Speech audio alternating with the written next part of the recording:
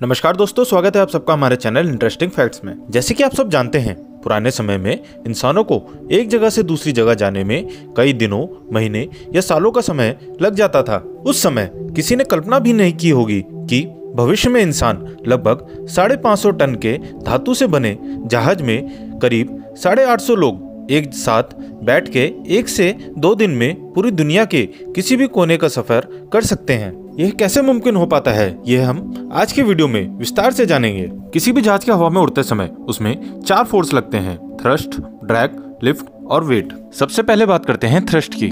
किसी भी जहाज में इंजन का काम होता है थ्रस्ट पैदा करना। जब हवा तेजी से प्लेन के नोजल से बाहर निकलती है तो वह प्लेन को आगे की ओर धकेलती है। इस आगे के बल को थ्रस्ट कहते हैं। जब प्लेन आगे की ओर जाता है तो उसमें एक फोर्स और लगता है जिसे हम ड्रैग कहते हैं, लेकिन लगने वाला थ्रस्ट ड्रैग से ज्यादा होता है, इसलिए प्लेन आगे की ओर बढ़ने लगता है। अब बात आती है वेट और लिफ्ट की। जैसा कि हम सब जानते हैं, पृथ्वी पर मौजूद हर वस्तु का वेट होता है जो कि ग्रेविटेशनल फोर्स के कारण हमें महसूस होता है। जब जहाज हवा में होता है तो उसे ग्रेविटेशनल फोर्स नीचे की ओर धकेलता है। इसी वजह से एरोप्लेन के पंखों को स्पेशल शेप दिया जाता है जिसे एरोफॉइल कहा जाता है। इसमें पंखों को ऊपर की तरफ नीचे की तुलना में थोड़ा उभरा हुआ बनाया जाता है। जब हवा पंखों से टकराती है तो वो 2 भागों में बढ़ जाती है, जो बाद में पंखों के पिछले हिस्से में दोबारा मिल जाती हैं। क्योंकि अब ऊपर के हिस्से में चलने वाली हवा को ज्यादा दूरी तय करनी पड़ती है, इसलिए वह नीचे की तुलना में ज्यादा तेज चलती है। अब देखा जाए तो बर्नौली प्रिंसिपल के हिसाब से तेज चलने वाली हवा में कम प्रेशर होता है, जिस वजह से प्लेन के निचले हिस्से में ज्यादा प्रेशर होता है, जिस वजह से पंखों को लिफ्ट मिलता है। पर कई जानकार इस थ्योरी से सहमत नहीं है।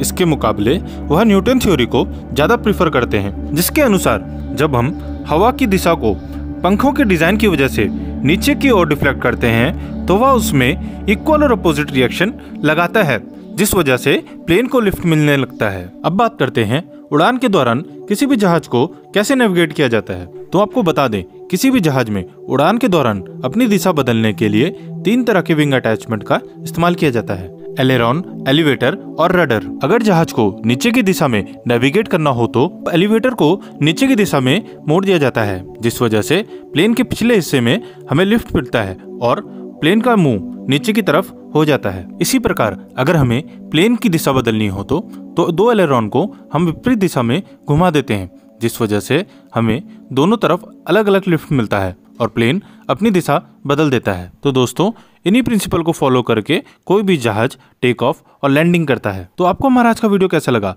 लाइक और कमेंट करके अपनी राय जरूर दीजिएगा। और अगर आपको हमारा चैनल पसंद आया तो उसको सब्सक्राइब जरूर कीजिएगा। नमस्कार।